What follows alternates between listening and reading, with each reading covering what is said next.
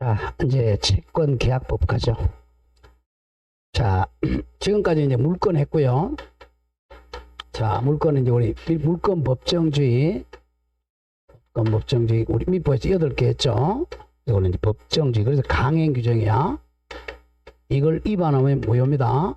그래서 8개 외워야죠. 그러니까 점유, 본권, 소유, 제한물권, 용익물권, 담보물권, 지지전, 유저질. 이거 외웠죠, 그죠?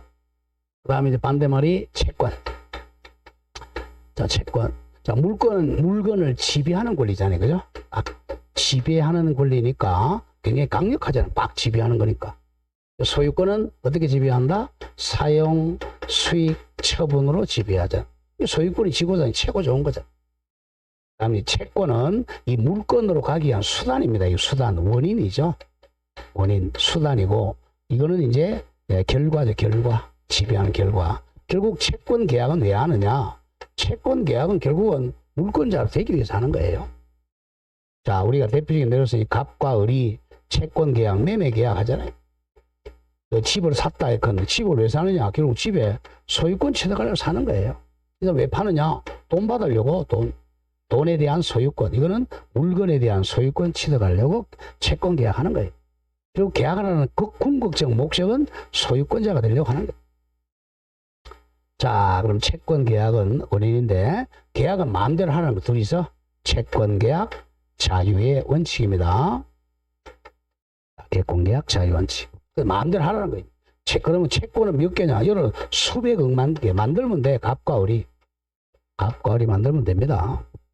옛날에는 우리는 중국집에 가면 뭡니까? 짜장면 계약, 우동 계약, 짬뽕 계약, 요 정도밖에 안 했죠, 그죠? 지금 가면 뭐 중국집에 가면 이런 많은 짬짜면 계약, 짬짜짬 계약 뭐 만들면 됩니다, 이게. 그죠? 엄청나게 많아. 김밥도, 그죠? 김밥은 엄청나게 많잖아. 김밥도. 그래서 이제 계약은 마음대로 정하면 됩니다. 근데 여기서 이제 우리가 이제 마음대로 정하라. 그러니까 너무 이제 우리가 불공평하면 안 되니까 여기서 이제 무효되는 거 103조가 이런 거 위반하지 말라는 거예요. 채권 계약 자유 원칙입니다. 자, 그럼 이 중에 이제 가장 많이 사용하는 게 우리 15개를 15종으로 이제 예를 들어 예시한 규정이죠. 예시 규정. 그래서 임의 규정이라고 그래. 계약법은 임의 규정이니까 니네들이 알아서 하라는 거지. 이 규정보다 특약이 우선하다는 거야. 그러니까 계약법은 특약이 없을 때 이걸 적용하는 거예요. 특약이 없을 때. 자, 가보죠. 그러면 제1절 서술에 우리 민법상 15종의, 자, 이름이 있다 그래서 전형계약이라고, 전형계약. 이름이 있다. 유명계약은, 자, 매매, 교환, 임대차 다 예시 규정이야. 예를 든 규정이야. 우리 시험 보면 이 중에 3가지밖에 없어요. 매매, 교환, 임대차. 이 3개밖에 없어요. 왜 우리는 3가지만 시험 범위냐? 우리 공인중개사가 중개할 수 있는 채권 계약이 이 3가지야. 매매 계약, 교환 계약, 임대차 계약. 자, 밑에 2절에 이제 계약의 종류는 1. 전형 계약과 비전형 계약입니다. 자, 방금 1번에 전형 계약은 민법에 이름이 있다 그래서 유명 계약이라 그래. 이걸 15종입니다. 자, 앞에 매매, 교환, 임대차는 반대 외워야 되고, 우리 시험 범위 매매, 교환, 임대차.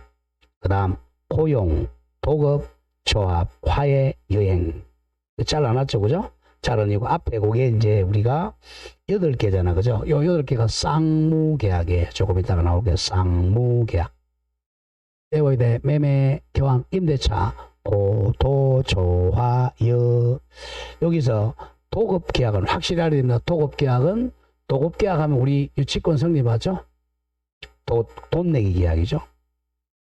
그 다음에 청여, 사용대차, 현상광고, 정사현. 요 3가지가 조금 이따 올 거야. 편무계약이에요. 정사현.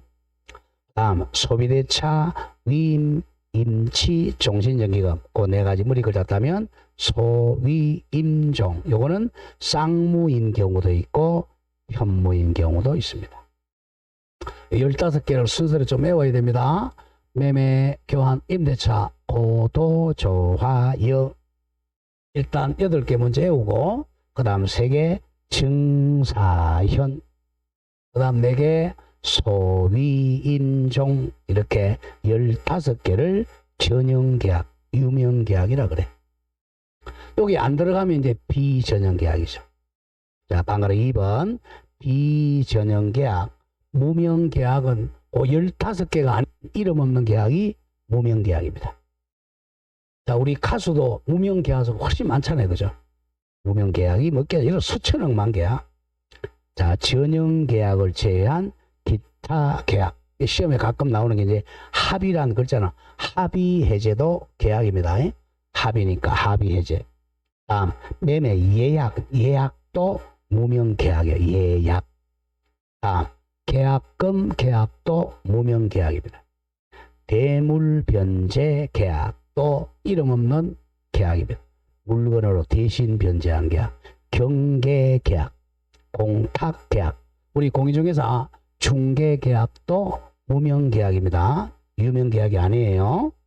자, 여기 시험 많이 나온 게 합의해제, 그 다음에 예약, 중개계약 등 비전형계약입니다. 전형계약 15개 빼고는 전부 비전형계약이에요. 자, 그럼 15개를 순서대로 좀 외워야 됩니다. 뭐 다는 못 외우더라도 일단 쌍무계약이란 말, 이렇게 쌍무는 양쪽 다 쌍방 다 채무자가 되는 계약이죠.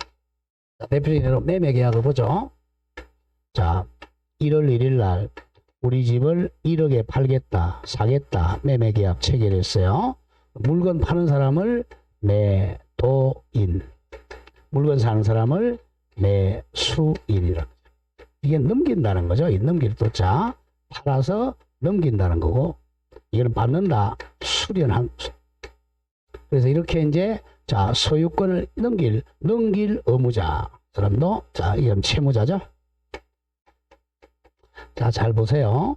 이 물건으로 따지면 갑이 넘겨야 될 채무자죠. 채무자. 그럼 이 사람은 자, 이 집을 받을 채권자죠. 물건 따지면. 근데 만약에 돈으로 따지면 거꾸로 이 사람이 줄 의무자죠. 이 사람 채무자. 이 사람 돈을 받을 권리자죠. 채권자입니다. 결국은 자, 이 채권 계약은 둘 다 채권 채무를 다 같이 가지는 거예요. 뭘 보느냐에 따라다른 거죠. 물건으로 따지면 이쪽이 채무자, 돈으로 따지면 이쪽이 채무자란 말이에요. 근데 이제 보통 이제 우리는 물건을 이제 요걸 대상으로 합니다. 이걸 대상으로 하면 자, 이쪽이 채권자, 채무자가 되는 거죠. 그래서 이제 할 때 항상 매도인을 채무자, 매수인을 채권자라는 개념은 객체를 물건으로 따지는 거야. 소유권 이전받을 채권자, 소유권 넘길 채무자라는 거야. 돈으로 따지면 이쪽이 채권자, 채무자니까 양쪽 다 채무가 있잖아요. 양쪽 다 채무가 있으니까 쌍무계약이라 그래. 쌍방, 양쪽 다 채무가 있다. 이거 쌍무계약. 8개야. 8개. 오뚜기죠, 그죠? 자, 지금 매매, 우리 시험 보면 매매, 교환, 임대차 다 쌍무계약. 양쪽 다 채무가 있어요. 다음에 고, 도, 조, 화, 여, 어쩔 수 없이 좀 외워야 돼. 여기서 도급계약이 가장 많이 나와요. 도급계약. 고, 도, 조, 화, 여. 고용, 도급, 조합, 화해, 여행이죠.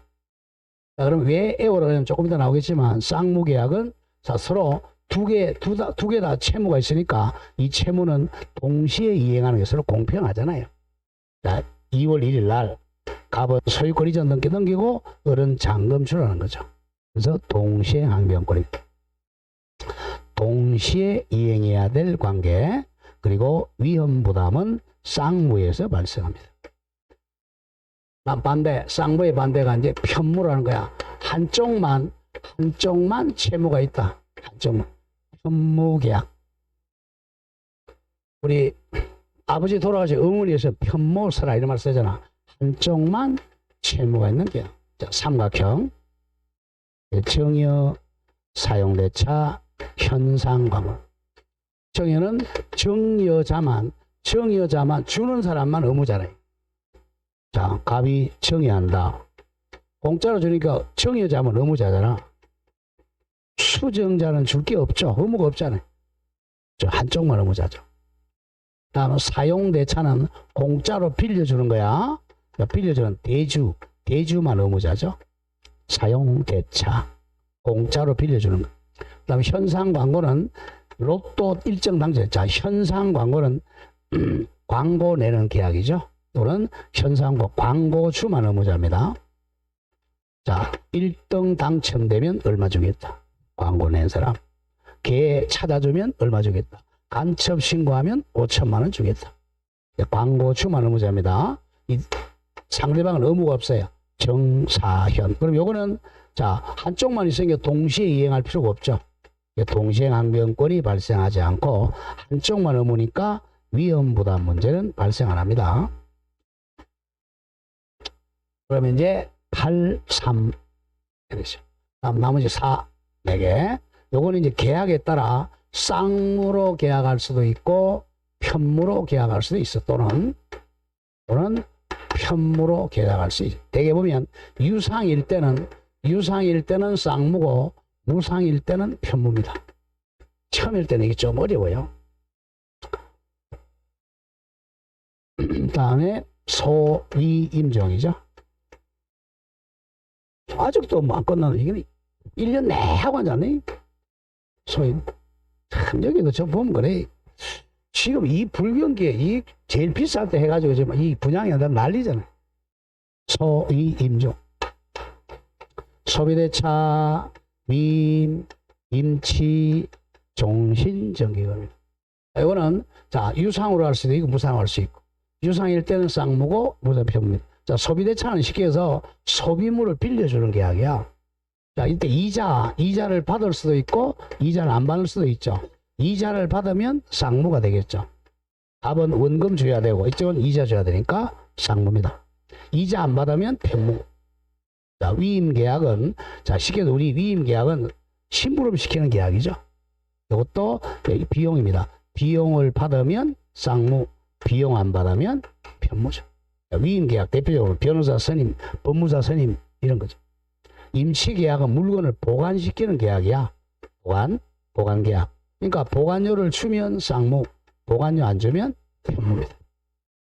다음 종신정기금은 죽을 때까지 종신까지 정기적으로 주는 계약이죠. 이것도 우리가 이제 국가에서 받은 거죠. 무상이죠. 종신정기금도 원금이 있으면 유상, 원금이 없으면 무상입니다. 자, 삼성생명에 내가 종신정기금 가입했다. 유상이죠. 국가에서 공짜로 준다. 무상입니다. 그래서 소위임종은 선택에 따라 자 유상 쌍무일 수도 있고 무상 편무일 수 있습니다. 이건 안 돼요. 이건 딱 100% 쌍무, 100% 편무. 이거는 이렇게 계약으로 따로 다르게 할 수 있습니다. 요 정도는 외워줘야 돼요. 자, 밑에 가보죠. 1. 전형계약에서 2, 3, 방금 1. 쌍무계약. 양쪽 다 의무가 있는 거야. 땡땡. 계약의 쌍방 당사자 갑을 두 사람 다 대가적 채무 부담하는 계약입니다. 양쪽 다 채무 부담하는 계약이고 8개. 매매, 교환, 임대차 문제 외우고 고도, 조화, 여행계약은 쌍무입니다. 그리고 뒤에 4개. 소위임종도 유상인 경우는 쌍무계약에 속합니다. 이자부, 소비대차, 쌍무죠. 이자, 위임도 비용 받으면 쌍무, 임치도 보관료 받으면 쌍무, 종신정기금도 원금을 받았으면 쌍무입니다. 자, 그런데 반대 이 편무계약은 한쪽 어느 일방만이 채무를 부담하는 계약입니다. 그래서 편무라 그래. 자, 3개. 정사현, 정여, 사용대차, 현상광고 3가지가 편무계약에 속합니다. 자, 그럼 정의에서는 정의자만 의무가 있고 사용대차는 대주, 빌려준 사람 대주만 의무가 있고 현상광고는 광고 낸 사람 광고주만 의무자입니다. 자, 뒤에 4개. 소위임종도 공짜, 무상일 때는 편무에 속합니다. 소비대차에서는 이자 안 받으면 편무, 위임도 보수 안 받아 비용 안 받으면 편무, 임치도 보관료 안 받으면 편무, 종신정기금도 원금 안 받고 국가에서 공짜로 주면 현무입니다. 우리 뭐 기초연금 같은 거 있죠, 그죠? 노령연금 뭐 죽을 때까지 주죠. 그게 종신정기금이에요. 다음 3번에 구별 실익 조금 전에 외웠다. 원칙 동그라미.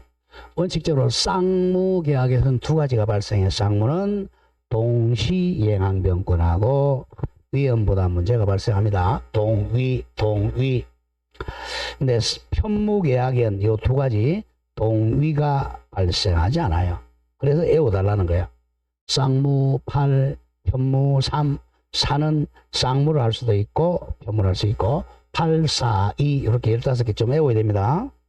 일단 다 못 외우면 쌍무라도 외워놔야 돼. 이게 원칙이니까. 우리 시험 범위 다음에 4개. 자, 8, 3, 4 외웠다고 치고 3번 유상, 무상으로 갑니다. 자, 유상은 여기다가 요 쌍무에다가 여기다가 한 개만 더 보태면 돼요. 한 개 더 보태면 유상이 됩니다. 유상은 9개가 돼. 여기서 현상광고 가져갑니다. 현상광고가 유상으로 가요. 자, 현상광고는 로또 복권 당첨되면 막 10억씩 받잖아. 유상 상타죠? 현상광고. 현상광고 저쪽으로 갔으니까 공짜, 무상. 공짜 계약은 두 개밖에 없어. 정의하고 사용대차입니다. 요거는 뭐 유상일 수도 있고 무상일 수도 있고. 자, 가보죠. 유상은 이제 경제적 출연을 하는 거야. 자, 유상계약 땡땡. 계약 성립 시부터 소멸할 때 기준으로 언더라인 나오죠. 계약의 쌍방당사 갑을 두 사람 다 서로 대가적인 재산상 출연하는 계약. 출연 주는 거야. 재산을 주는 계약을 유상계약이라 그래요. 자, 재산을 주는 계약이 유상입니다. 따라서 쌍무는 언제나 유상이 된다. 자주 나옵니다. 쌍무 8은 당연히 9개에 들어가죠. 그러나 반대 유상계약이 반드시 쌍무가 되는 것은 아니다. 이걸 기억해야 돼. 이거 바로 조금 전에 했잖아요. 그죠? 자, 유상은 지금 9개잖아. 그 다음에 쌍무는 8개잖아. 이 쌍무는 100% 유상이에요. 그러나 유상이 100% 쌍무되는 건 아니죠. 그러니까 유상이 쌍무보다 크다는 거죠. 자, 유상은 쌍무와 같거나 크다는 거죠. 쌍무는 100% 유상인데 유상이다 쌍무 이거다. 현상광고 때문에 그래요. 현상광고는 유상이지만 쌍무가 아니라 이건 뭐가 되죠? 현무가 되잖아요. 구별 잘해야 됩니다. 쌍무계약은 100% 언제나 유상이 되지만 거꾸로 유상계약이 반드시 쌍무가 되는 건 아니에요. 즉 현상광고 때문에 그래. 현상광고 로또 복권 당첨되는 계약, 간첩 신고 계약. 여러분들 현상광고는 우리 버스 터미널 가면 많잖아요. 그죠? 여기 지명수배 해놓고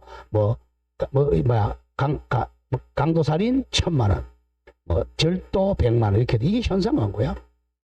딱 신고하면 돈 받죠. 간첩 신고는 5천만원. 현상광고는 유상계약이지만 현무계약입니다. 자, 거기 이제 유상계약 9개 나오죠. 매매부터 교환, 임대차, 고도조화, 동그라미 크게 쳐. 현상광고까지 해서 9개가 유상계약입니다. 그 현상광고 조심하고 로또 복권 당첨되는 게 유상계약. 자, 다음 밑에 4개 소, 위, 임종은 자 이자나 보수를 받으면 유상계약이 됩니다. 소비대차는 이자, 위임은 보수, 임치, 보관료 보수, 종신정기금도 보수 받으면 유상이고 안 받으면 무상이죠. 자, 다음 이 무상 갑니다. 무상은 땡땡 계약의 일방탕 한쪽만 재산을 주는 게 무상입니다. 다른 쪽은 공짜라는 거죠. 한 사람만 재산 주고 상대방 공짜가 무상이야. 2개밖에 없어요.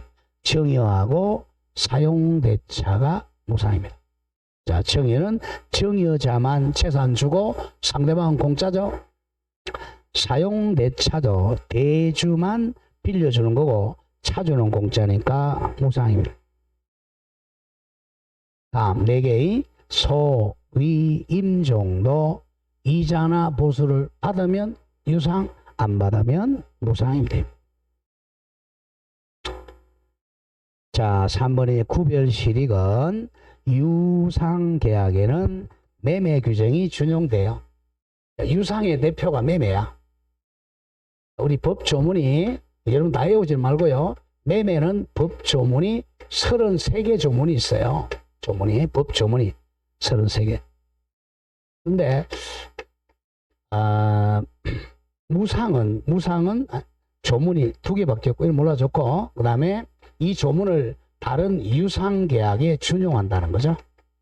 유상계약에다가 이걸 그대로 적용한다. 준해서 적용한다는 거죠. 자, 나중에 나오겠지만, 자, 유상계약에 특히 이제 교환입니다. 교환하고 임대차. 자, 교환에는 법조문이 2개밖에 없어요. 2개. 나머지 31개는 요 매매를 따라 쓴다는 거예요. 그걸 준용이라 그래요. 자, 유상계약에 예컨대 교환이나 임대차에는 매매 규정을 준용합니다.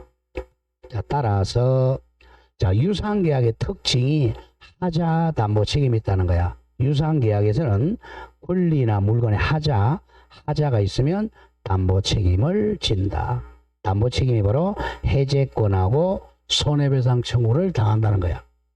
자, 그런데 공짜 무상계약에는 원칙적으로 담보 책임을 지지 않는다. 해제나 손해배상 당하지 않아요. 말이 어렵지만 이겁니다.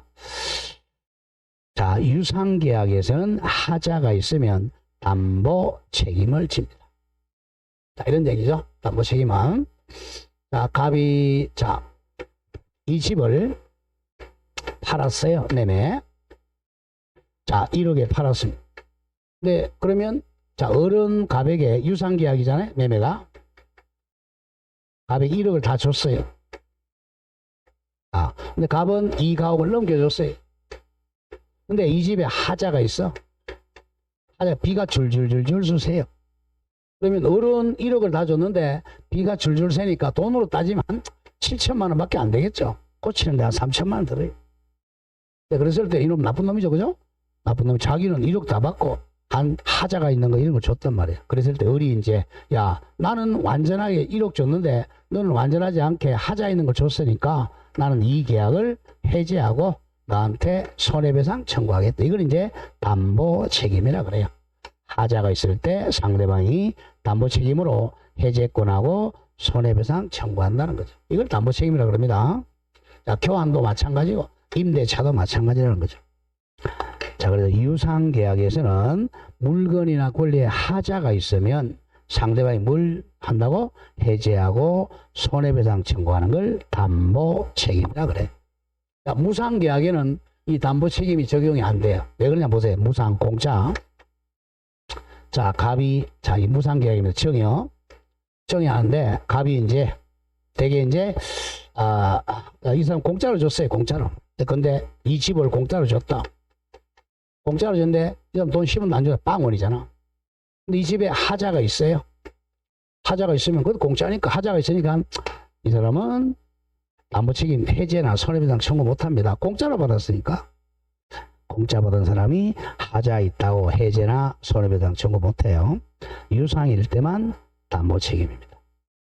뭘 좀 외워야 돼. 쌍무 편무는 834, 유상 무상은 924 이렇게 됩니다. 924. 자, 4번에 이제 낙성계약 반대말 요물계약, 특히 요물계약을 답을 많이 내죠. 자, 이 낙성계약은 낙성은 청약과 성낙이죠. 항상 우리가 계약은 원칙이 먼저 말하는 사람이 청약. 내가 우리 집을 1억에 팔겠다. 상대방이 답을 한 사람을 성낙이라 그래요. 성낙. 영어로 하면 이게 프로포즈고 이쪽은 이제 성낙은 억셉트 받아들이는 거죠. 우리 결혼도 맞아. 우리 결혼하자. 알았다. 결혼하자. 청약과 성낙 합치로 계약이 이게 원칙이 낙성계약이라 그래. 낙성, 성낙으로 계약이 성립한다는 거죠. 낙성 계약입니다. 낙성, 그 쉽게 해서 합의로 성립한다. 이게 낙성 계약입니다. 낙성. 그 계약은 거의 99.9%가 낙성 계약이에요. 반대말이 이제 요 합의만 가지고 안 되고 뭔가 더 해야 된다. 이걸 요물 계약이라고 합니다. 전부 한자이기 때문에 어려워 이게. 요물은 자 물건 기타 인도를 더 요한다는 거죠. 그래 합의 더하기 자 일정한 이행이 완료돼. 이행이 완료. 자, 요물 계약. 근데 우리가 계약금 계약 조금 더 나오겠지만 계약금 계약은 내가 계약금 줄게 알아서 받을게 이 가지고 안 돼요. 안 되고 엔더 계약금은 반드시 계약금이 100,000만이다. 1,000만을 값이 딱 손으로 받아야 돼. 수수해야 성립한다. 이런 것을 요물 계약이라 그래요. 자 갑니다. 1. 낙성 계약은 땡땡. 당사의 동그라미 합의만으로 성립하는 계약은 낙성 계약이라 그래. 합의는 뭐와 뭐의 합의죠? 청약과 성락의 합의죠. 낙성. 그래서 15개 전형 계약 중에서 1개 빼고 14개는 낙성입니다. 현상 광고만 제외하고 다 낙성이야. 현상 광고는 요물 계약이에요. 매매, 교환, 임대차 전부 낙성이야. 자, 2번 에우로 간다. 중요 표시 요물 계약. 요게 거의 2, 3년에 한 문제 꼭 나와. 요물 계약 땡땡. 당사자 간 합의 외에 물건이 또 기타 동그라미 급부가 완료. 급부 같으면 이행을 완료해야만 성립하는 계약입니다. 합의만 가지고 안 되고 엔더 급부가 완료돼야 됩니다. 자, 3개 현상 광고는 자 내가 로또 복권 사가지고는 아직 계약 성립한 것이 아니야. 1등이 딱 당첨이 완료되어야 돈 받는단 말이야. 현상 광고 계약. 내가 간첩 신고해가지고는 아직 돈 안 받아요. 신고해 간첩을 잡아야 돈 받는다. 그래서 대표적인 요물 계약입니다.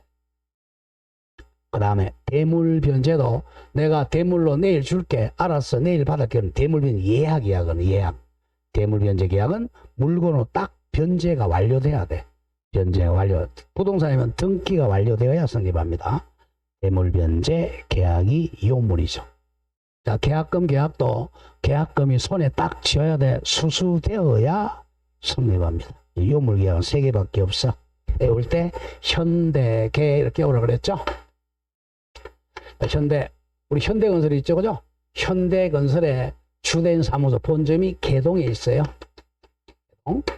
개동. 그래 현대계 이렇게. 현상광고, 대물변제, 계약금 계약이 대표적으로 요물 계약은 3개밖에 없다. 현대계 시험은 계약금 계약이 가장 많이 나와. 계약금 계약은 대표적인 요물 계약입니다. 낙성이 아니에요. 다음 3. 분료식 계약하고 요식 계약이죠. 자, 분료식 계약 같은 말 저거 구두 계약입니다. 말로 하는 계약이죠. 자, 방금 1번 분료식 계약 땡땡. 계약 성립 시에 일정한 방식을 요하지 않는 계약을 분료식 계약이라 그러죠. 구두 계약입니다. 자, 계약 자유원칙상 분료식 계약, 구두 계약이 원칙이에요. 분료식 계약이 원칙입니다. 이게 이제 우리 국민들이 잘못 알고 있는 거야. 이제 우리 국민들은 구두는 계약이 아니니까 안 지켜도 된다 이런 말 쓰잖아요. 그거 틀린 말입니다. 구두 계약도 반드시 지켜야 돼. 구두 계약이 원칙이에요. 자, 그럼 이번에 요식 계약이죠. 이런 계약 성립할 때 방식을 갖춰야 되는 계약이 요식 계약입니다. 우리 물건하고 채권에서는 요식 계약이 한 개도 없어요. 전부 분료식입니다. 근데 우리 신분 계약은 요식 계약이야. 쉽게 나오죠.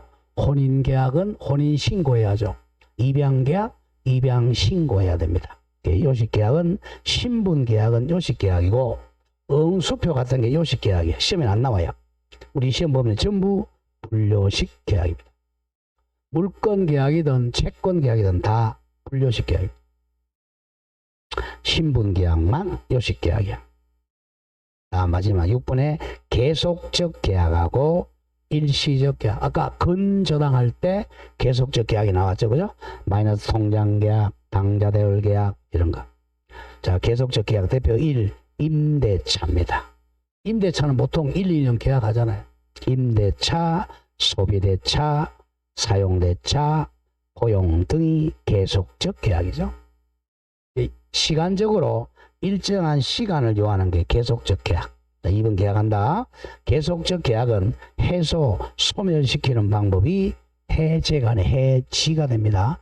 해지. 임대차 계약을 해지입니다. 자, 해지. 자, 해지의 줄거 해지는 적으세요. 비소급표 장래요입니다. 장래적으로 효력이 소멸됩니다. 해지. 임대차나 소비대차는 계속적인 해지. 자, 반대말 이 일시적 계약은 한두 번만 이행하면 되는 계약을 일시적 계약이라고 해요. 오른쪽 와보죠. 대표적인 일시적 계약. 매매, 증여, 교환입니다. 자, 매매는 한 번만 이행하면 끝나잖아요. 우리 슈퍼에 가서 물건 산다. 바로 물건 가져오고 돈 주고 오잖아요.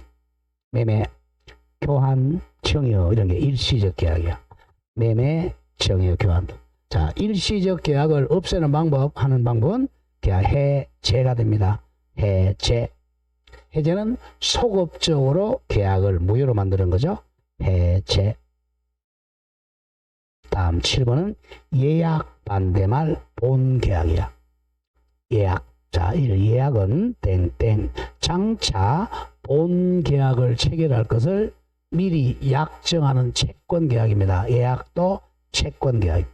자, 줄거 보죠. 두 번째. 예약은 언제나 채권계약 같은 말 의무부담계약입니다. 자, 예약을 하면 나중에 본계약을 체결할 의무가 있으니까 의무부담계약, 채권계약입니다. 자, 2번 본계약은 자, 예약을 했다가 나중에 하는 본래 계약을 본계약이라 그래요. 본계약은 채권계약이 하나지 않고 본계약은 물권계약일 수도 있고 신분계약일 수도 있어요. 예약은 언제나 채권계약이지만 본계약은 채권계약이 하나지 않는다. 본계약은 채권계약일 수도 있고 물권계약일 수도 있고 신분계약일 수도 있어요. 자, 이런 거죠. 혼인예약 하잖아요. 혼인예약 같은 말 약혼이죠. 약혼 이것은 채권계약입니다. 예약은 100% 채권계약 같은 말 의무를 부담하는 계약이에요. 근데 혼인예약했다가 이제 혼인계약이 본계약이잖아. 혼인계약은 이건 뭐죠? 신분계약입니다.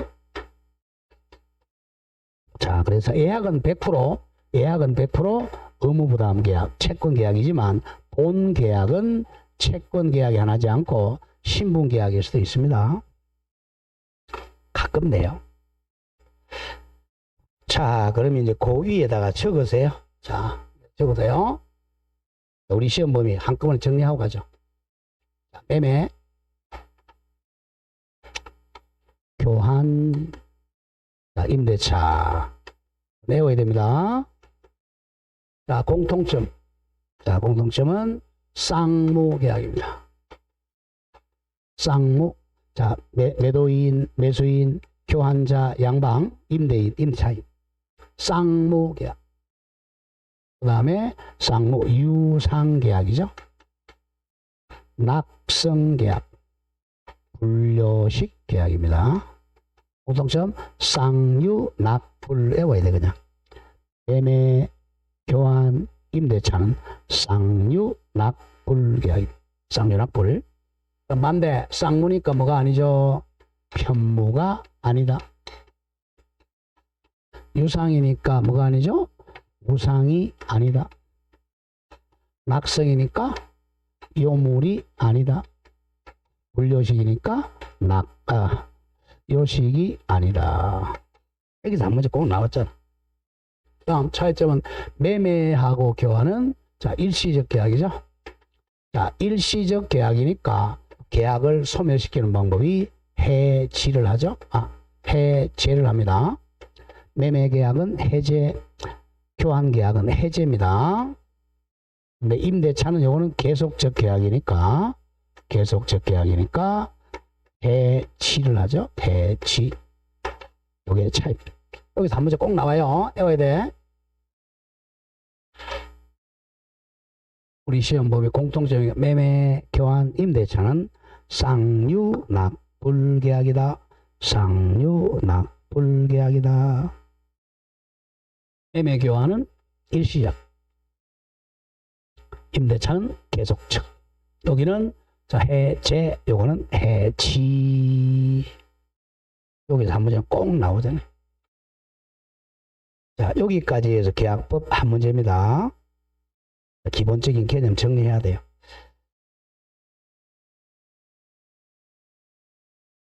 자, 제3절 가보죠, 이제. 계약의 성립. 자, 계약의 성립이 원칙이 청약과 성락의 합치예요. 청약과 성락이 합치하는 거죠. 이때 이 계약은 채권 계약일 수도 있고 물권 계약, 신분 계약 다 똑같아요. 모든 계약은 청약과 성락이 합치입니다. 합치 같은 말 합의. 자, 여기 이제 무슨 합치냐?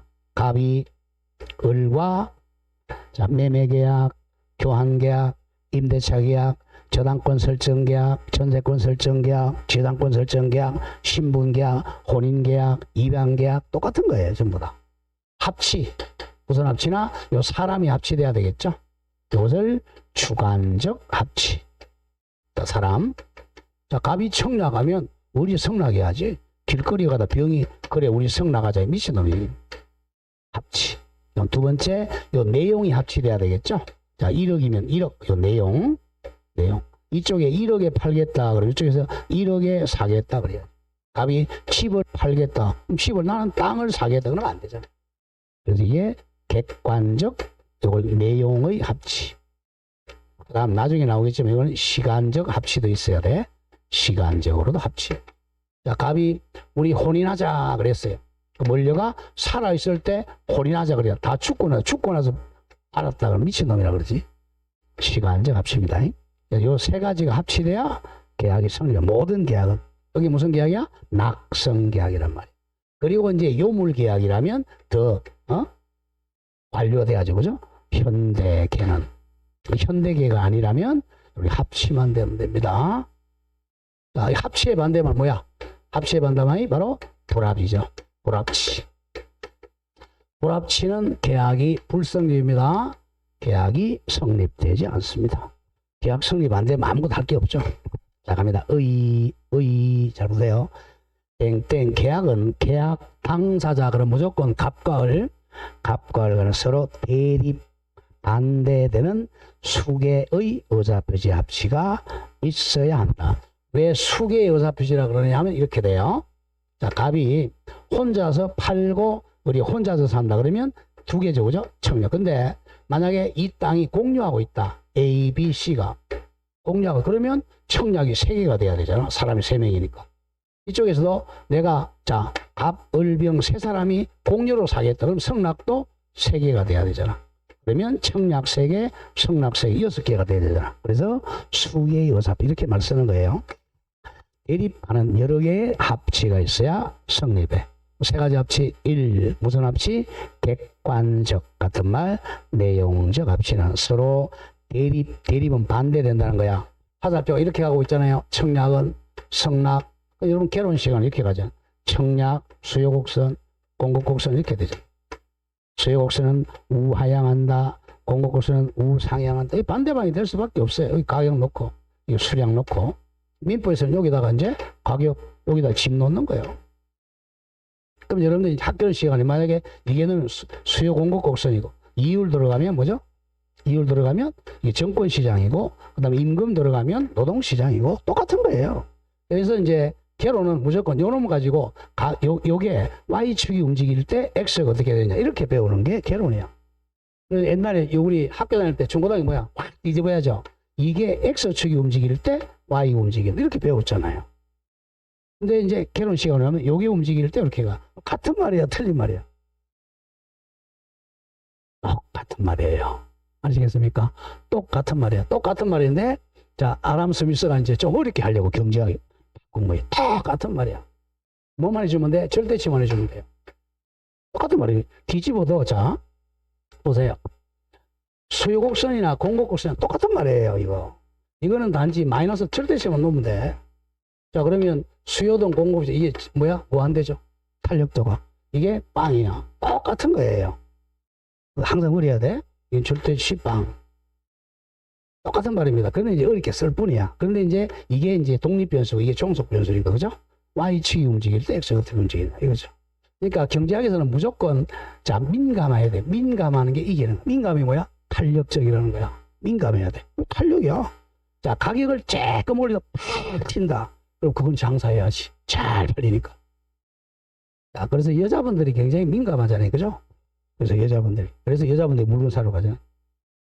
근데 제일 안 민감하니까 뭐니까 우리 농작물이잖아요. 농작물. 그래서 가장 비탄력적인 가격이 굉장히 크잖아요. 그게 농작물들이. 한 해는 잘 됐다가 한 해는 안 됐다가.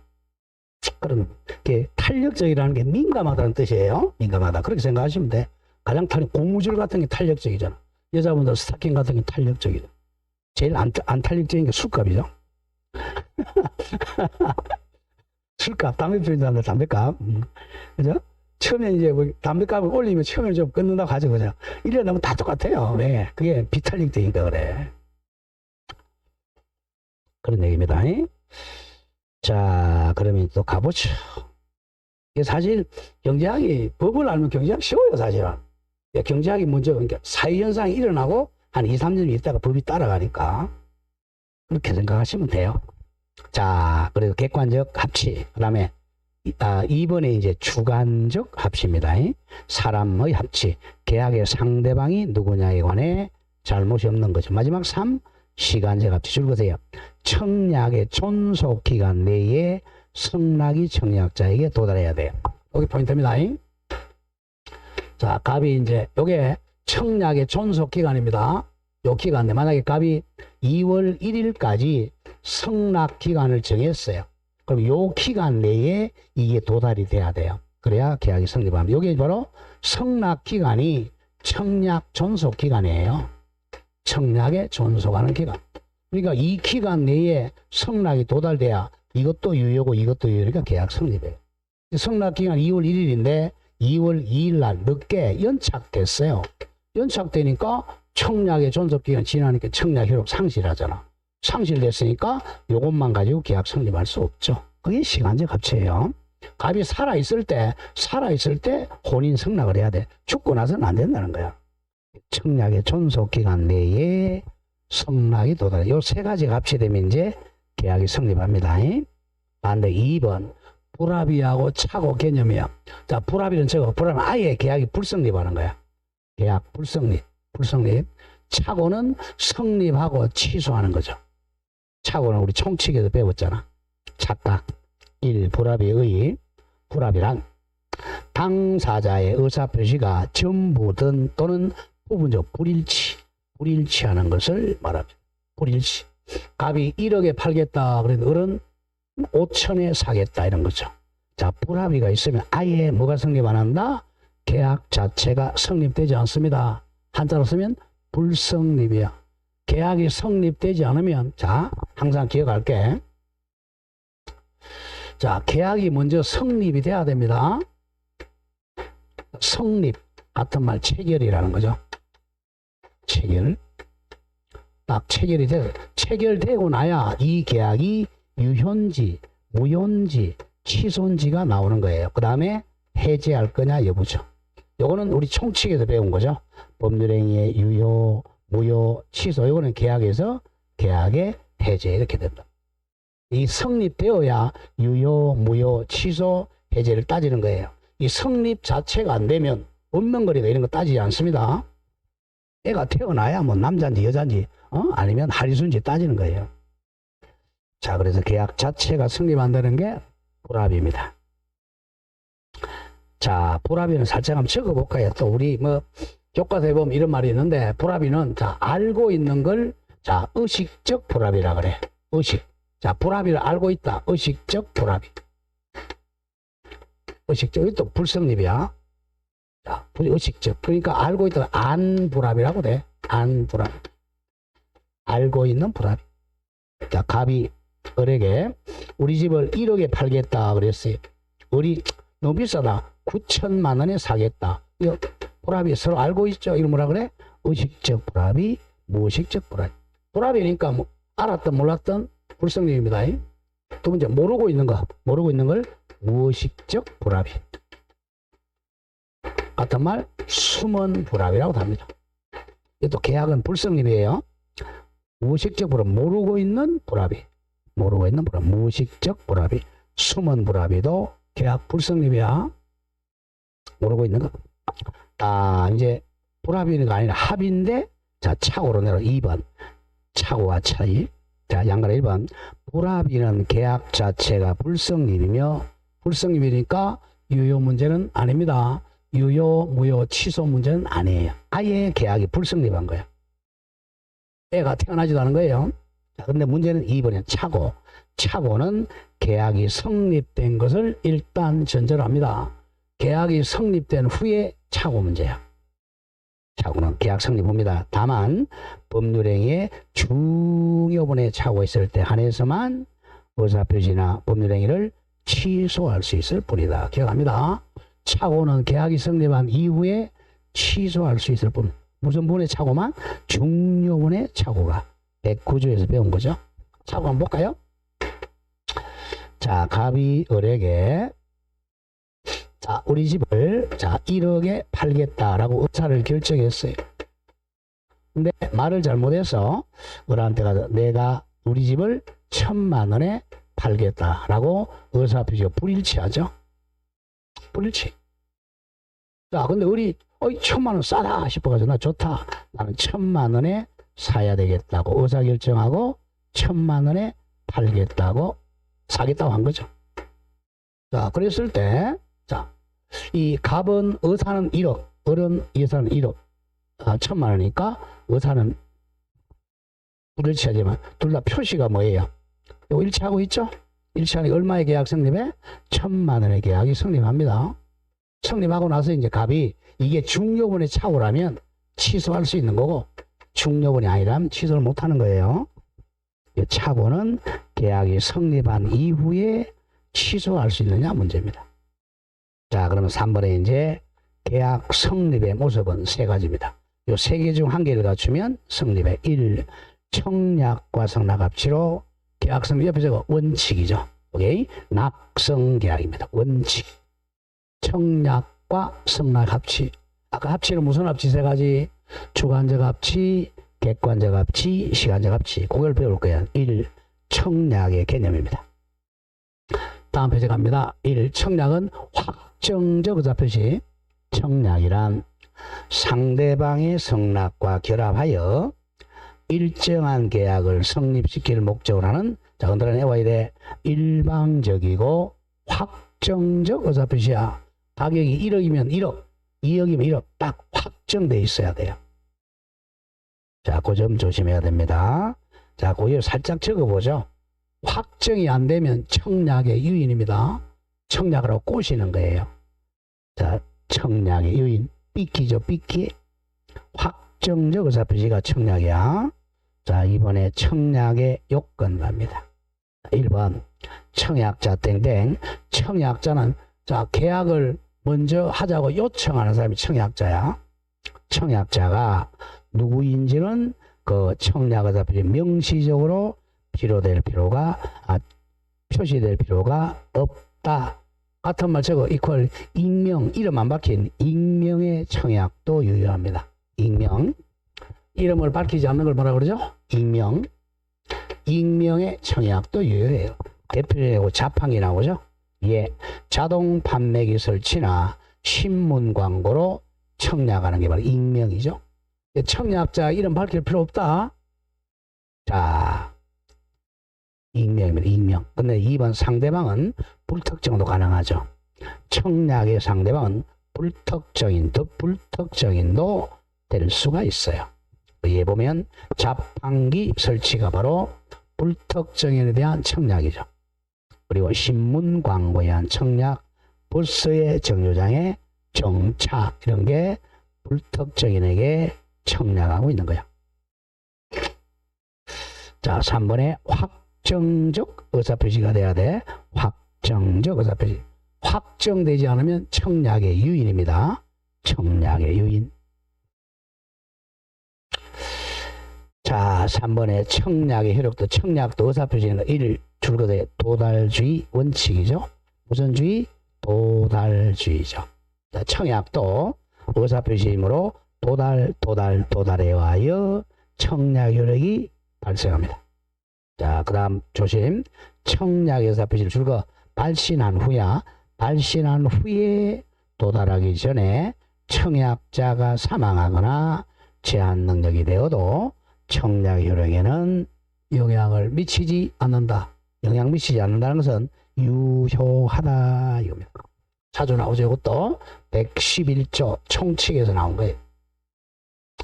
자, 갑이 우리 집을 1억에 팔겠다는 것을 편지로 이제 우체국에 갑이 발송을 했어요.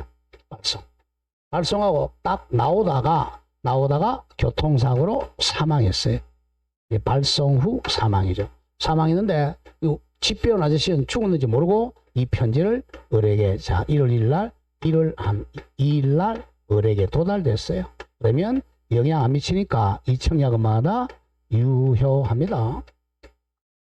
또 두 번째는 발송 후 사망했거나 또는 발송 후 법원에 가가지고 정신해가지고 피한정 의견 선고받거나 피성렬 의견 선고받았어. 이런 선고를 받아도 즉 제한 능력자가 되어도 도달만 되면 유효합니다. 그럼 상대방은 죽었는지 알아요, 몰라요? 모르잖아. 얘가 약간 또라이 선고받는지 모르잖아요. 모르니까 도달시키면 돼. 근데 죽었으니까 이제 사망한 자한테 도달하면 안 되고 누구한테 도달시켜야 돼? 상속인한테 도달시켜야죠. 그래야 계약이 성립해요. 다음 이것도 약간 또라이 선고받은 사람 도달시키면 안 되고 누구한테? 법정 대리인한테 도달시키면 되겠죠. 이렇게 해서 계약이 성립해요. 자, 이번에 청약의 구속력, 반드시 구속력. 도달되면 철회 못하는 거. 자, 기억. 청약의 효력이 발생한 후, 효력 발생 후로 언제야? 도달된 후, 이거죠. 도달된 후에는 청약자가 청약을 처리하지 못하는 것을 청약의 구속력이라 그래요. 자, 줄거세요. 청약의 구속력의 존속기간은 성락적격의 존속기간과 동일합니다. 자, 이런 얘기예요. 자, 항상 청약은 도달한 때 효력이 발생하니까 우리 집을 1억에 팔겠다고 청약이 딱 1월 2일 날 도달했다. 그럼 도달하고 나면 이 청약을 마지 못한다? 철회를 못해요. 이걸 뭐라고? 청약의 구속력이라고 합니다. 그럼 늙어 죽을 때까지 철회 못하느냐? 그렇지 않아요. 자, 이거는 요 청약은 철회 못하는 기간은 구속력 기간은 바로 청약의 존속 기간입니다. 같은 말은 자, 성락자로 봐서는 성락할 수 있는 성락적격 기간이에요. 항상 청약과 성락이니까 갑이 이제 청약하면서 성락 기간을 정합니다. 자, 2월 1일까지 성락 기간을 정하면 요 기간 동안은 철회 못한다는 거죠. 성락적격 기간 갑니다. 밑에 이제 그 니은 다음에 동그라미 니은 성락 기간을 정한 청약은 2월 1일이라고 하죠. 2월 1일로 딱 정하면 2월 1일 성락 기간 동안은 청약 처리하지 못한다. 심표. 다음 성락 기간을 정하지 않았다면 상당한 기간이야. 그런 경우는 상당한 기간 동안은 청약 처리를 못합니다. 자, 그래서 4번대로 4번 청약의 존속기간 이퀄 성락적격기간 이퀄 청약을 처리하지 못하는 기간. 같은 말이야. 청약의 존속기간, 성락할 수 있는 적격기간, 청약 처리하지 못하는 기간 다 같은 말이에요. 그리고 3번 중요 표시. 청약을 수령한 자는 성락 의무는 부담 안 합니다. 성락할 거냐 안 할 거냐 자유야. 성락은 자유지 성락을 의무는 부담하지 않아요. 그럼 여기서 이 판례가 이제 자주 나오는 거죠. 언제까지 성나간 것이 않으면 당연히 성나간 걸로 본다. 이거 아무런 효력이 없다는 판례. 자주 나오는 판례거든요. 자, 오른쪽 갑니다. 528조 법조문부입니다. 제목 외워야 돼. 성납기간을 정한 계약의 청약. 529조 성납기간을 정하지 않은 계약의 청약입니다. 청약 방법은 두 개야. 528조 성납기간을 정해서 하는 경우도 있고 529조 성납기간을 정하지 않는 경우도 있어요. 이렇게 출제한단 말이야. 청약을 할 때는 반드시 성납기간 정해야 된다. 그러면 X입니다. 자, 성납기간 정할 수도 있고 안 정할 수도 있어요. 528조 갑니다. 1항 성납기간을 정한 계약의 청약 2월 1일이라고 딱 정했어요. 그러면 청약기간 무슨 기간 내에 성납기간 같은 말 청약의 존속기간이야. 청약의 존속기간 내에 성납 통지를 받지 못한 때는 그가 청약이야. 청약 효력을 잃는다. 이거 특강할 때 계속 나왔잖아. 자, 갑이 을에게 자 우리 집을 1억에 팔겠다고 청약하면서 첫째 자 1월 1일 날 청약했다고 하죠. 하면서 자 성납 기간을 2월 1일까지 정했어요. 그러면 요 기간 내에 도달해야 돼. 이게 도달되지 않으면 청약의 효력을 잃는다. 왜? 존속 기간이 지났어요. 두 번째 조금 이따 나올 거야. 성납 기간을 안 정했어요. 안 정했다 그러면 상당한 기간입니다. 상당한 기간 내에 도달 안 되면 청약 효력을 잃는다. 이게 529조야. 529. 성납 기간을 정하지 아니한 계약의 청약은 청약자 무슨 기간? 상당한 기간. 뭐 상당한 기간 그러면 한 일주일 정도 생각하면 돼요. 상당한 기간 내에 성납 통지를 받지가 도달받지 못한 때는 그가 청약은 그 효력을 잃는다. 청약의 효력이 상실했어요. 뭐 상실하면 요게 이제 연착된 거죠. 그 연착된 것만으로는 계약 성립 안 합니다. 왜? 청약이 없어졌으니까. 자, 이게 이제 시간적 합치라는 거야. 시간적 합치. 성납 기간을 정했다면 이 기간, 안 정했다면 상당한 기간 내에 성납이 도달되어야 계약 성립합니다.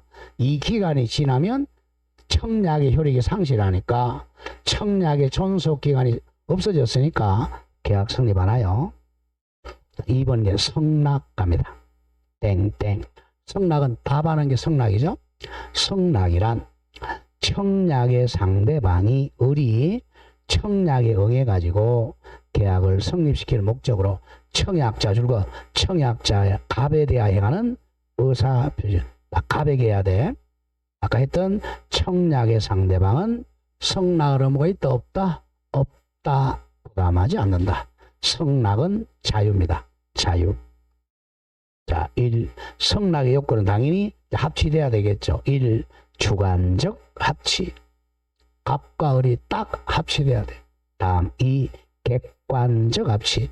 내용이 합치돼야죠. 땡땡. 성낙은 청약 내용과 일치해야 됩니다. 즉 물건과 가격이 합치돼야 된다. 자, 뒤에 죽었죠. 청약에 대해 조건을 붙이거나 변경을 가해 성낙한 때는 그때는 청약은 거절과 대행과 동시에 새로 청약한 걸로 본다. 이 지문은 반대해야 돼. 조문. 청약에 대해 조건을 갖다 붙이거나 변경을 가해 성낙하면 그 청약은 거절되었고 그와 동시에 새로 청약으로 본다. 같은 말 간주한다. 그러므로 계약은 일단 불성립하나 청약자가 이를 성낙한 때는 계약이 성립한다. 이걸 많이 출제해요. 자, 보죠. 여기 이제 객관적 합치가 안 됐을 때 얘기입니다. 자, 갑이 을에게 자, 우리 집을 1억에 자, 현금으로 팔겠다라고 청약했어요. 그럼 합치시키려면 을이 현금으로 사겠다. 그래야 계약 성립한단 말이에요. 근데 이 사람이 자, 여기다가 청약에 대해 조건을 갖다 붙이거나 조건 무슨 아니면 변경을 가해서 성락합니다. 그럼 이거하고 합치가 안 된다는 거야. 그러면 이 청약이 거절당한다는 거죠. 거절당하니까 청약이 거절당하니까 성립할 수가 없죠. 자, 조건부 성락, 변경을 가한 성락 한번 해보죠. 자, 현금 1억이라 그러니까 나는 현금이 없다. 조건. 나는 6개월짜리 의무로 1억에 사겠다 그랬죠. 얘는 의무로 산다 그랬으니까 이 1억 현금은 거절당한 거죠. 거절당하니까 계약이 성립할 수가 없죠. 계약 불성립. 변경을 가하죠. 1억 너무 비싸다. 내가 9천만 원이면 사겠다라고 변경을 가하니까 1억은 거절당했어요. 계약 불성립이라. 그럼 빠이빠이 헤어지는 거예요. 그런데 갑이 그래도 이 의무로 팔고 싶다. 아니면 9천에다 팔고 싶으면 요걸 물어본다. 자, 이 사람은 새로 이 성락인데 성락을 새로운 청약으로 본다는 거죠. 새로 청약으로 본다. 그러면 음의 청약, 그 다음 9천의 청약을 보내 갑이 성락만 하면 되겠죠. 갑이 그래 좋다. 내가 음으로 팔겠다라고 성락하면 계약이 이렇게 성립할 수 있다는 거죠. 그 점 기억해야 됩니다. 조건부 성락이나 변경을 가한 성락이 되면 청약이 거절당한과 동시에 물어본다. 새로운 청약으로 본다. 고로 일단 계약은 성립 안 하는데 갑이 성립시키고 싶으면 뭐만 하면 된다? 성락하면 계약이 성립을 할 수 있습니다. 자, 3번에 이제 성락기간 나오죠. 이게 시간제 값이 땡땡. 성락은 청약이 유효하게 존속하는 동안, 즉 청약 존속기간 동에야 효력이 인정됩니다.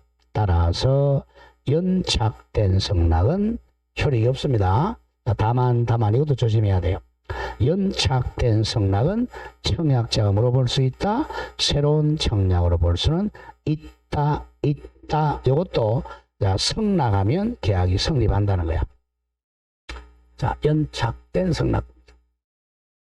자, 이와 같이 내용적 합치나 시간적 합치가 안 되면 이거는 새로운 청약으로 본다는 거죠. 갑이 성락하면 계약이 성립할 수 있어요. 보죠. 연착. 자, 갑이 을에게 2월 1일까지 성락 기간을 정해서 청약했어요. 그럼 을이 이제 2월 1일까지는 도달을 시켜야 된단 말이에요. 근데 연착이 됐어요. 자, 연착은 2월 한 3일 날 도달했죠. 그럼 연착이잖아. 연착된 성락은 원칙은 연착 성립됐으니까 요 청약 효력이 상실했잖아. 계약 불성립이랍니다. 그러니까 아무 효력이 없죠. 근데 또 이번에도 갑이 요 연착된 성을 물어본다. 새로운 청약으로 본다는 거죠. 그래서 갑이 좋다. 내가 성락한다. 그러면 계약이 성립합니다. 이와 연착된 성락도 새로운 청약으로 볼 수 있다. 고로 갑이 성락만 하면 계약이 뭐한다? 성립한다. 이렇게 돼요. 다음 4번에 성락 방식은 제한이 없어. 왜? 분료식이니까. 또 줄거세요. 묵시적 성락도 유효합니다. 항상 의사표시는 묵시적도 가능해요. 자, 2번 성락의 줄거세 효력 발생 시기는 다 도달입니다. 도달.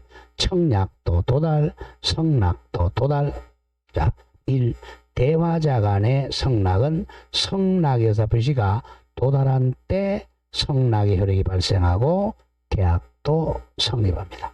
자, 여기서 대화자하고 격지자 문제인데, 자, 대화자, 격지자. 우리 항상 계약에서는 대화자하고 격지자란 말이 나와요. 자, 갑과 을이 이제 청약과 성락으로 계약 성립한단 말이에요. 자, 두 사람이 도달하는데, 조절 많이 돼. 도달하는데 시간이 많이 걸리면, 시간입니다. 시간이 많이 걸리면 격지자라 그래. 시간이 많이 안 걸리면 바로 대화자라 그럽니다. 0.1초 만에 도달한다는 거죠. 대화자. 그럼 시험에 나올 때는 격지자는 대개 편지가 나옵니다. 편지가 나오면 격지자고, 대화자는 전화가 나옵니다. 전화는 바로 도달하죠. 자, 갑이 전화로 우리 집을 1억에 팔겠다 그러면 딱 도달되면 청약 효력 발생하죠. 우리 전화로 알았다 이렇게 해서 하겠다 그럼 도달했죠. 도달한 때 계약이 성립하고 효력 발생합니다. 도달한 때 효력 발생, 도달한 때 효력 발생. 그러면 도달한 때 계약도 성립해. 대화자는 성립도 효력도 도달한 때. 격지자는 조금 달라요. 자, 갑이 자 1월 1일 날 자 편지로 자 SB 편지로 청약이에요. 그래 편지를 한 며칠 걸리죠. 만약 여기는 미국에 살고 여기는 안동에 산다고 하죠. 그러면 저 미국에서 안동까지 오니까 한 열흘 걸렸다고 하죠. 1월 한 10일. 그럼 안동에서 또 그러면 1월 10일 날 도달한 때 효력 발생합니다. 한 1월 한 20일을 보냈어요. 그럼 1월 30일 날 효력이 발생합니다. 네. 효력은 다 발생. 그러면 자 발생한다. 그러면 조심해야 돼.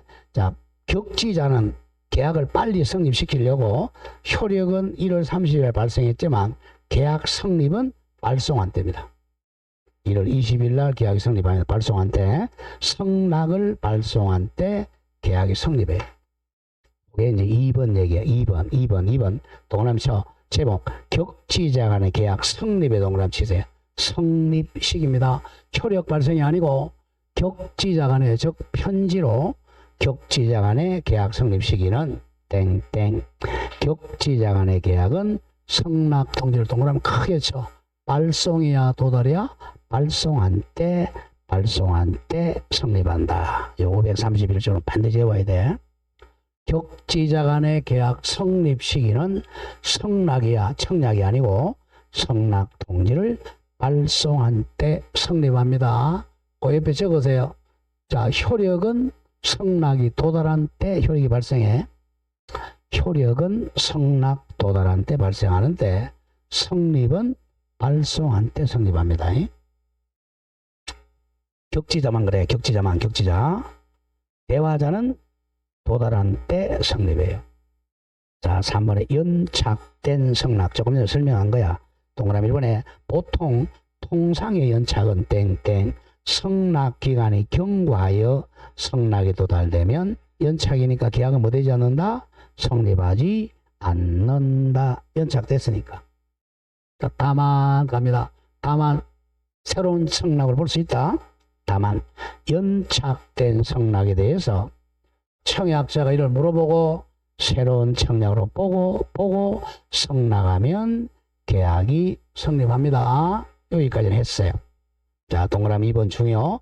또 사고 동그라미 쳐. 사고에 의한 연착 통지는 통지 의무가 있어요.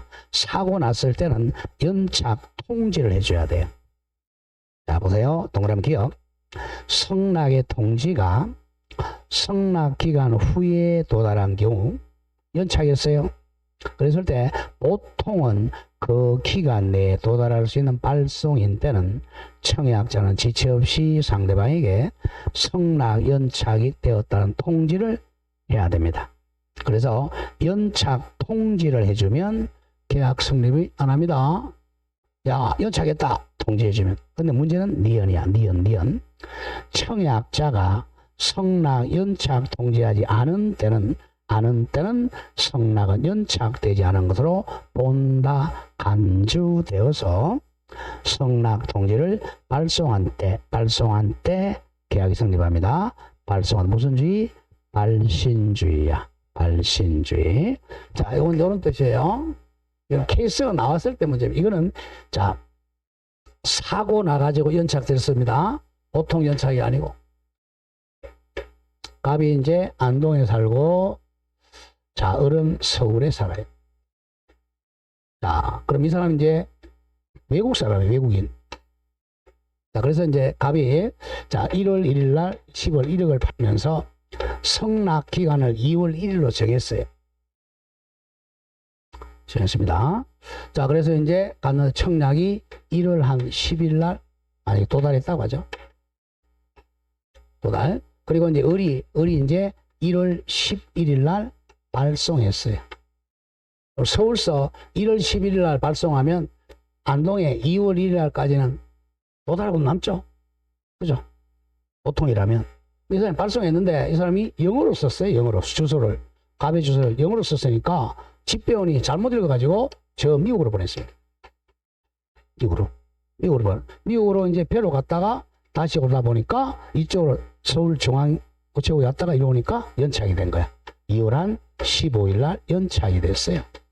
이건 바로 사고 나가지고 연착된 거죠. 이럴 때는 갑이 자 우체국 소인을 보니까 언제 찍혀 있어요? 2월 11일 날 찍혀 있죠.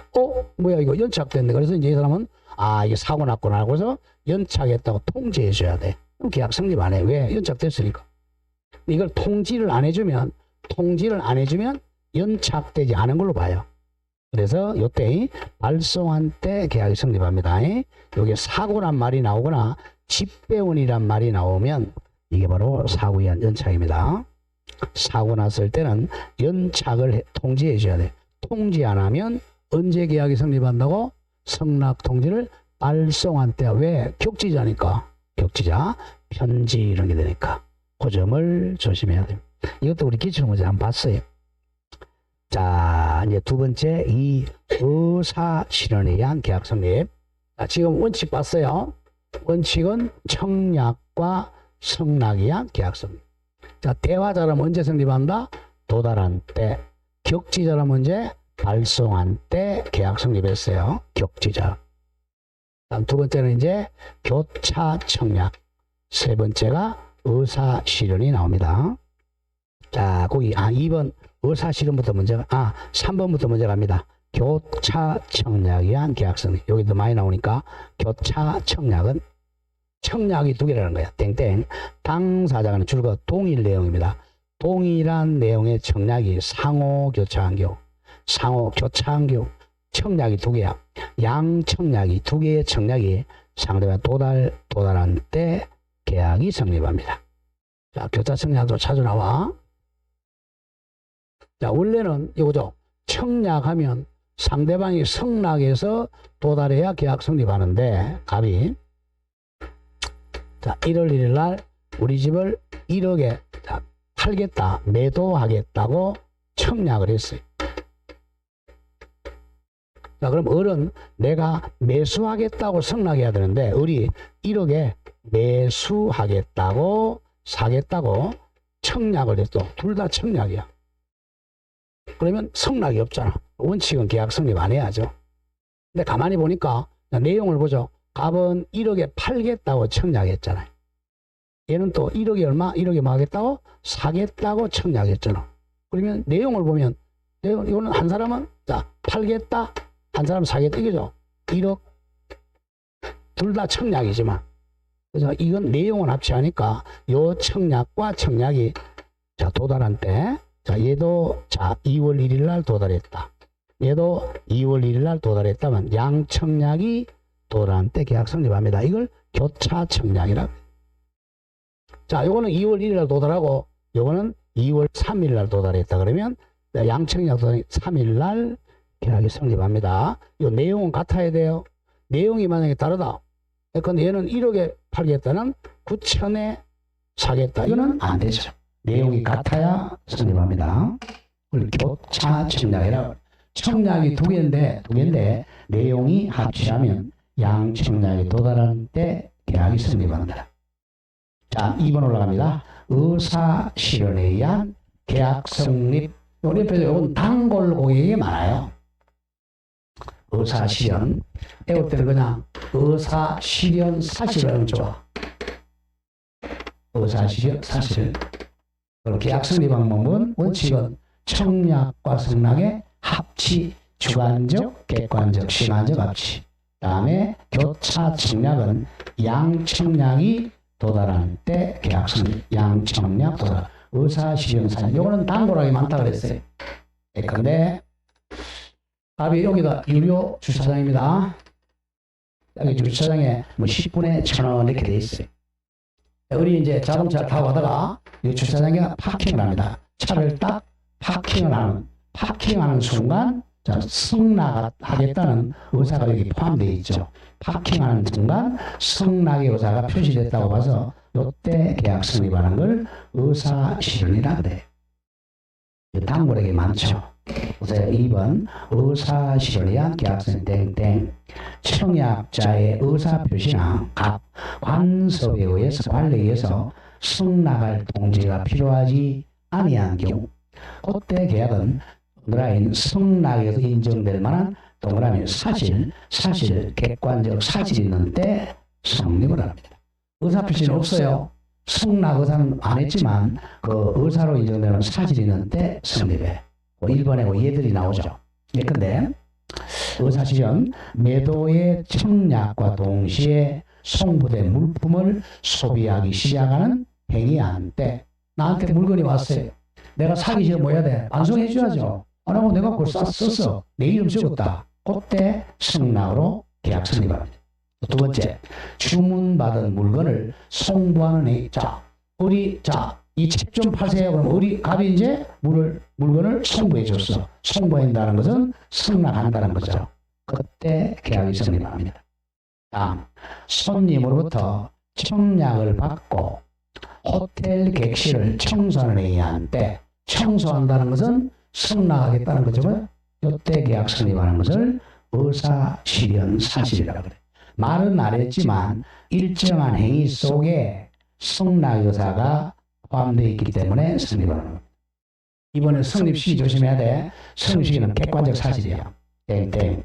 의사실현에 의한 계약 성립은 청약자가 그 사실을 안 때가 아닙니다. 안 때가 아니라 승낙에 의해서 인정될 만한 객관적 동그라미 사실이 있는 때 계약이 성립해.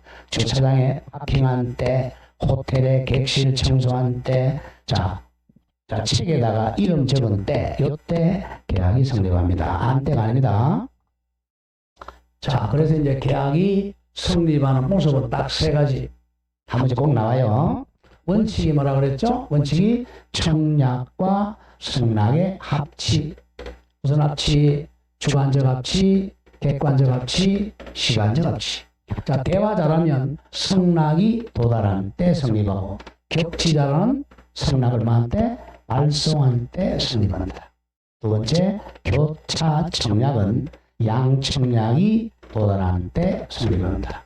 세 번째는 의사실현 사실이 있는 때, 승낙으로 인정될 만한 사실이 있는 때 성립합니다. 객관적 사실. 또 세 가지 중 한 개가 있으면 계약 성립을 낙성 계약이라고 해요. 여기다가 뭔가 한 개 더 있어야 되는 게 요물 계약이죠. 세 가지 현대 계약밖에 없어요. 네, 여기까지 조금 쉬었다가 사고 나죠.